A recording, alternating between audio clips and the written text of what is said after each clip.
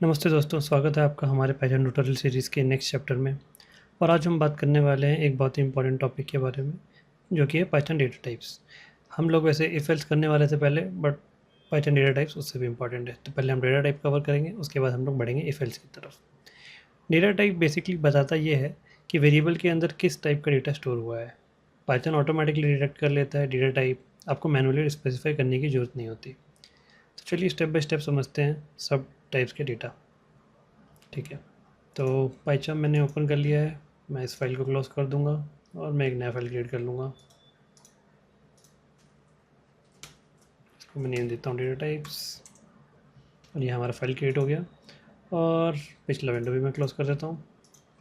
नई शुरुआत हम लोग शुरू करते हैं न्यूमेरिक टाइप से। तो न्यूमेरिक टाइप्स में क्या क्या आता है हमारा? पहले तो आता है हमारा इंटीजर, जिसको हम लोग इंट बोल सकते हैं। फ्लोट आता है, और फिर कॉम्प्लेक्स आता है। कॉम्प्लेक्स वो मैथ्स वाले complex, a plus b i and all. ठीक है, तो अगर मैं असाइन करूँ पहले एक वैल्यू किसी वेरिएबल को, जैसे कि 9, और अगर मुझे प्रिंट करना है इसका टाइप, तो क्योंकि ये नंबर है तो ये इंट टाइप के अंदर कवर हो जाएगा। मैं यहाँ पे डाल भी सकता हूँ, यहाँ पे एक स्ट्रिंग भी डाल सकता हूँ कि किस टाइप का है ये डेटा। ठीक है, type is class int. Next पढ़ते हैं हम इसमें 1.2, जो कि हो जाएगा फ्लोट। फ्लोट मतलब डेसिमल आप बोल सकते हैं।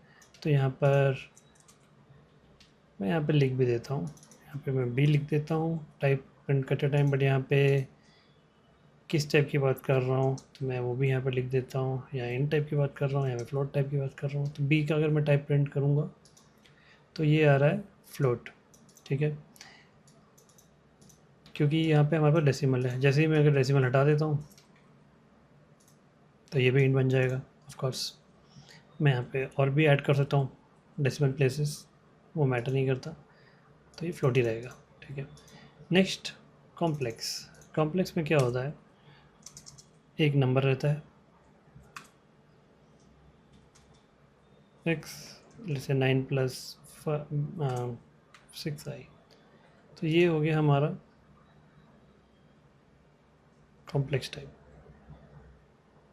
Not I actually, J, my bad. तो यहाँ पर ये हमारा कॉम्प्लेक्स आना चाहिए, एक्सपेक्टेड सी। हमको ध्यान देना है कि यहाँ पे भी हम लोग वैल्यूज़ कॉन्टिन्यूसली चेंज करते रहें। अगर हमने गलती से बी ही प्रिंट कर दिया तो ऑफकोर्स हमारा वो फ्लोट ही आता रहेगा, चाहे आप ऊपर कितना भी चेंज करते रहिए। तो ये हमारा कॉम्प्लेक्स टाइप आ गया। अब क्या है, हम कॉम्प्लेक्स टाइप को कॉम्प्लेक्स टाइप में भी ऐड कर सकते हैं, इंटीजर में फ्लोट को ऐड कर सकते हैं, फ्लोट को फ्लोट में ऐड कर सकते हैं, इंटीजर को इंटीजर में ऐड कर सकते हैं। तो इस टाइप के ऑपरेशन हम इस पर कर सकते हैं। तो ये हमारे न्यूमेरिक टाइप्स यहाँ पर हो गए। नेक्स्ट आते हैं हमारे सीक्वेंस टाइप्स। तो उसमें हमारे क्या क्या आते हैं, मैं यहाँ पे पहले लिख देता हूँ, फिर से यहाँ पे सीक्वेंस टाइप्स कवर हो रहे हैं। ये सब तो न्यूमेरिक हो गए। स्ट्रिंग, स्ट्रिंग को हम लोग बोलते हैं str यहाँ पे। ठीक है, फिर हमारा आता है लिस्ट, और फिर आते हैं हमारे ट्यूपल्स और ट्यूपल। ठीक है, स्ट्रिंग के लिए मैं वेरिएबल असाइन करता हूँ हेलो, और अगर मुझे चेक करना है इसका टाइप तो मैं यहाँ स्ट्रिंग टाइप लिख देता हूँ, और टाइप में चेक करना है ए का। मैंने सेम वेरिएबल यहाँ पे रीयूज़ कर लिया है, तो यहाँ पर उसका वैल्यू 9 था, लेकिन अब मैंने रीअसाइन कर दिया उसमें हेलो, तो इस पॉइंट ऑफ टाइम पे वो हेलो बन गया है। तो आई शुड गेट स्ट्रिंग, तो हमारा स्ट्रिंग आ रहा है। अब यहाँ पे ऑफ कोर्स फिर से हमको थोड़ा गैप चाहिए, तो मैं यहाँ पे न्यू लाइन ऐड कर देता हूँ। चाहिए तो मैं यहाँ पर फिर से एस्ट्रिक ऐड करता हूँ। एस्ट्रिक ऐड नहीं करना तो मैं डैश भी ऐड कर सकता हूँ, सब काम करता है। ठीक है, तो न्यूमेरिकल टाइप्स यहाँ कवर हो गए, और सीक्वेंस टाइप यहाँ पे हमारे शुरू हो गए। तो क्लास हमारा स्ट्रिंग आ गया। स्ट्रिंग की जगह हमारे पास नेक्स्ट है ट्यूपल। तो ट्यूपल में क्या होता है, लिस्ट ऑफ आइटम्स। जैसे कि मैं यहाँ पे डालूँ नंबर, और मैं इसमें स्ट्रिंग्स भी यूज़ कर सकता हूँ। मैं इसमें नेगेटिव वैल्यू भी यूज़ कर सकता हूँ। मैं इसमें डेसिमल भी यूज़ कर सकता हूँ। ओके, तो यहाँ पर अगर मैं चेक करूँ type of b and this is list, क्योंकि जो ये ब्रैकेट्स हैं, square brackets, round rectangle bracket, whatever आप कह सकते हैं इसको, तो इस ब्रैकेट्स के अंदर जो भी आते हैं ये लिस्ट होते हैं।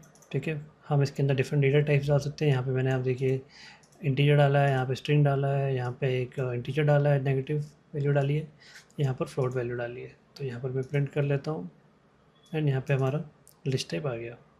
ठीक है, नेक्स्ट है हमारा ट्यूपल। ट्यूपल लिस्ट जैसा ही होता है लेकिन वो मॉडिफाई नहीं कर सकते। उसका मतलब क्या होता है मैं अभी बताऊँगा। तो अगर मैं इसी को सेम डाल दूँ यहाँ पे और ब्रैकेट का बस स्टाइल चेंज कर दूँ, यहाँ पे स्क्वायर ब्रैकेट से यहाँ पे मैं राउंड ब्रैकेट बना दूँ और उसको मैं सी लिख देता हूँ और सेम ये एज इट इज़ मैं प्रिंट कर देता हूँ। ठीक है, यहाँ पे मैंने प्रिंट किया तो ये ट्यूपल आ रहा है। अभी ये ब्रैकेट तो हमें लगेगा कि बहुत छोटा चेंज है, बट फ़र्क उससे बहुत पड़ता है। ठीक है, वो मैं आपको आगे बताऊँगा। मतलब एक छोटा डिफरेंस, एक बड़ा डिफरेंस ये है एक्चुअली कि जो लिस्ट है वो मॉडिफाइएबल होता है। मतलब यहाँ पर तो ऑफकोर्स मैं यहाँ पे कोड में मॉडिफाई कर ही सकता हूँ, बट अपने प्रोग्राम के थ्रू अगर मुझे मॉडिफाई करना हो तो मैं लिस्ट को कर सकता हूँ लेकिन मैं ट्यूपल को नहीं कर सकता। अब ट्यूपल को मॉडिफाई नहीं कर सकता लेकिन फ़ायदा क्या है फिर ट्यूपल यूज़ करने का, क्योंकि मैं ट्यूपल को मॉडिफाई नहीं कर सकता तो उसका बेनिफिट लेकिन ये है कि उसका परफॉर्मेंस बहुत अच्छा होता है कंपेयर टू लिस्ट, क्योंकि वो एक जगह मेमोरी में स्टोर हो गया, अब कुछ छेड़खानी नहीं होगी उसके साथ। ठीक है, तो जिस सिनारियो में हमें पता है कि हमें यही आइटम्स यूज़ करने हैं और इसमें कोई चेंजेस नहीं होंगे बेसिकली, कि मैं इस लिस्ट में एक और आइटम ऐड नहीं करूँगा, तो उस टाइम पे हमें ट्यूपल्स यूज़ करनी चाहिए परफॉर्मेंस के लिए। ठीक है, नेक्स्ट हमारा आता है मैपिंग टाइप। सीक्वेंस टाइप के बाद हमारा नेक्स्ट है मैपिंग टाइप। मैपिंग टाइप में क्या होता है, पहले मैं मैपिंग लिख लेता हूँ। इसमें हम लोग यूज़ कर रहे हैं डिक्शनरी, जो है था बेसिकली की वैल्यू पेयर। तो मैं एक को यूज़ करूँगा यहाँ पे, तो मैं यहाँ पे जैसे लिखूँ कि नेम से विनाश, और भी वैल्यू डाल सकता हूँ मैं इसमें, लेट्स से एज 18। ठीक है, और प्रोफेशन कुछ भी लिख सकता हूँ मैं। ठीक है, चलेगा।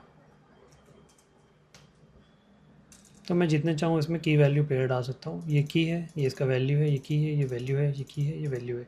की के बाद कॉलन आता है वैल्यू से पहले, सेपरेट हम उसको कॉमा से करेंगे, और बाकी रूल सेम है। अगर स्ट्रिंग है तो हम डबल कोट्स या सिंगल कोट्स वगैरह यूज़ करेंगे, नंबर है तो हमें कोई कोट्स यूज़ करने की ज़रूरत नहीं है। ठीक है, और इसके अंदर हम लोग इवन लिस्ट भी प्रोवाइड कर सकते हैं। तो अगर मेरे को पता करना है कि कलर्स का एक वैल्यू डालना है तो मैं ऐसे भी डाल सकता हूँ। तो कलर्स का वैल्यू मैंने एक लिस्ट दे दिया है, तो लिस्ट हमने यहाँ पे बताया क्या होता है, रेड ब्लू मैंने डाल दिया।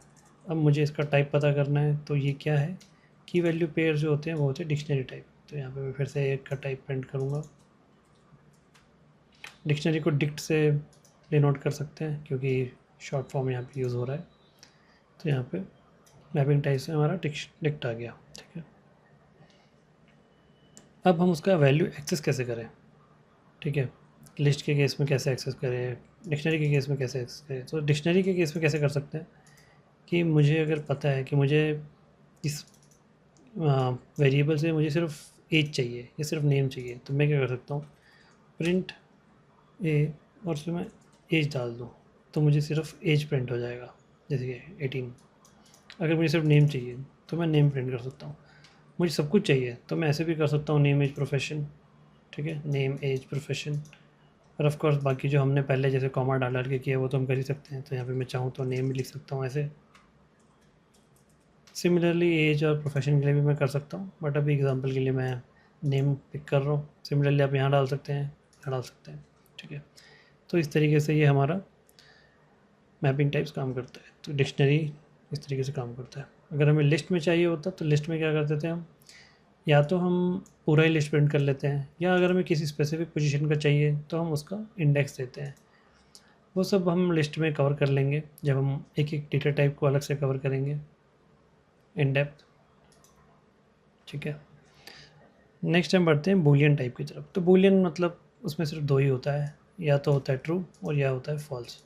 मैं यहाँ बूलियन लिख लेता हूँ। तो यहाँ पर अदर इसमें ट्रू होगा या वैल्यू होगी फॉल्स।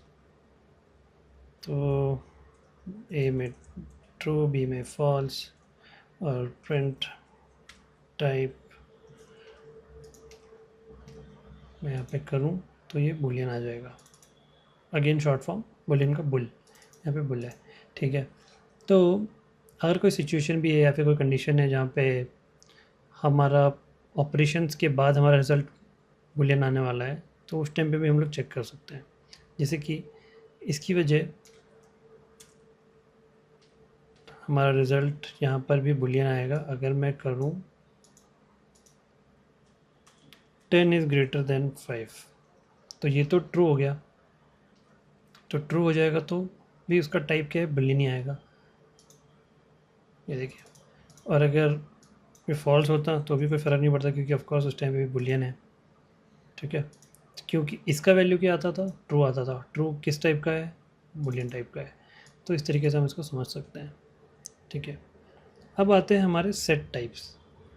तो मैं सिमिलरली इसको कॉपी कर लेता हूँ।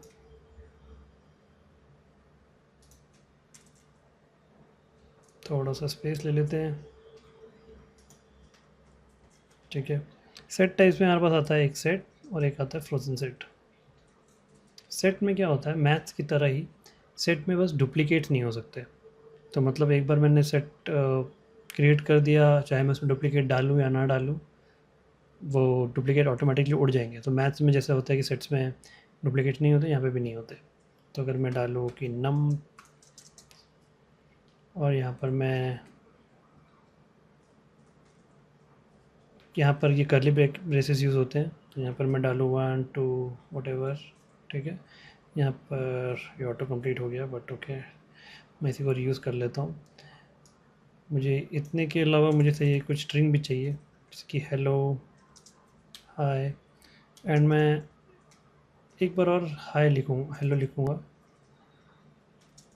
और एक बार और 1 3 1 2 3 डाल देता हूँ।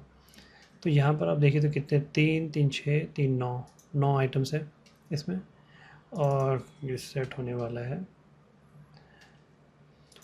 और यहाँ पे क्या है, मैंने 1 2 बार दिया है, 3 2 बार है, और हेलो भी 2 बार है। लेकिन जब मैं इसको प्रिंट करूँगा तो कोई भी डुप्लीकेट नहीं आएगा। तो पहले तो मैं इसको एक बार प्रिंट करता हूँ, सेट डेटा लिख देता हूँ यहाँ पे, टाइप नहीं प्रिंट करना है। और यहाँ पे ये राउंड ब्रैकेट रह गया तो कोई फ़र्क नहीं पड़ता, बट रिक्वायर्ड नहीं है तो हम लोग रिमूव कर देंगे, ठीक है। तो यहाँ पर अगर आप देखें तो सेट डेटा में 1 2 3 4 हेलो एंड हाय। तो यहाँ पे देखिए मैंने हाय यहाँ पे एक बार दिया है, हेलो 2 बार है, लेकिन यहाँ पे हेलो एक ही बार है। 1 यहाँ पे 2 बार है, 3 भी 2 बार है, लेकिन यहाँ पर एक ही बार है। एक चीज़ और है सेट में कि सेट ऑर्डर नहीं होता, तो अनऑर्डर्ड कलेक्शन बोल सकते हैं हम उसमें, जो जिसमें डुप्लीकेट कंटेन नहीं होते, ठीक है। नेक्स्ट आता है हमारा फ्रोज़न सेट। अब सेट और फ्रोज़न सेट में भी क्या डिफरेंस है कि सेट को मॉडिफाई किया जा सकता है, लेकिन फ्रोज़न सेट को मॉडिफाई नहीं किया जा सकता, ठीक है। फ्रोज़न सेट कैसे बनाते हैं, तो लेट्स से हमारे पास एक लिस्ट है, लेट्स से हमारे पास एक लिस्ट है, मैं यही ले लेता हूँ, मेरा काम हो जाएगा। 1 यहाँ था, ठीक है। और मुझे बनाना है इसको फ्रोज़न सेट, तो एफ लिख देता हूँ यहाँ पे, मतलब कोई भी आप कीवर्ड यूज़ कर सकते हैं। और यहाँ पे फ्रोज़न सेट एक फंक्शन है ऑलरेडी इनबिल्ट, और इसको मैं इसके अंदर में पास कर देता हूँ एस को। तो बेसिकली ये अभी तो लिस्ट है, इस लिस्ट को मुझे बनाना है फ्रोज़न सेट। और अब मुझे इसका टाइप चेक करना है कि किस टाइप का है, तो यहाँ पर एफ एस पास कर देता हूँ, और यहाँ पे हमें मिल गया ये फ्रोज़न सेट। तो यहाँ पे मैं फ्रोज़न सेट भी लिख सकता हूँ, ठीक है, फ्रोज़न फ्रोज़न, ठीक है। तो इस तरीके से हमारा फ्रोज़न सेट हो गया। तो इस डिफरेंस यही है, ये मॉडिफाई नहीं हो सकता, ये मॉडिफाई हो सकता है, मतलब इसमें हम बाद में प्रोग्रामेटिकली ऐड कर सकते हैं चीज़ें, इसमें नहीं कर सकते। तो दोस्तों ये था पाइथन के सारे बेसिक डेटा टाइप्स। इन्हें समझना इंपॉर्टेंट है, क्योंकि आगे आगे जाके हम कंडीशंस, लूप्स और फंक्शंस लिखेंगे तो हमें हर वेरिएबल के टाइप का आइडिया होना चाहिए कि कब किसकी ज़रूरत पड़ जाएगी। अगले चैप्टर में हम लोग फाइनली सीखेंगे इफ़, एलिफ, एल्स स्टेटमेंट्स, जिससे हम अपने कोड को डिसीजन मेकिंग कैपेबल बना सकेंगे कंडीशन की बेसिस पे। एंड अगर आपको वीडियो पसंद आया हो तो लाइक करो, सब्सक्राइब करो और बेल आइकन दबा दो ताकि नेक्स्ट लेसन या नोटिफिकेशन मिलता रहे। मिलते हैं नेक्स्ट वीडियो में, तब तक के लिए हैप्पी कोडिंग।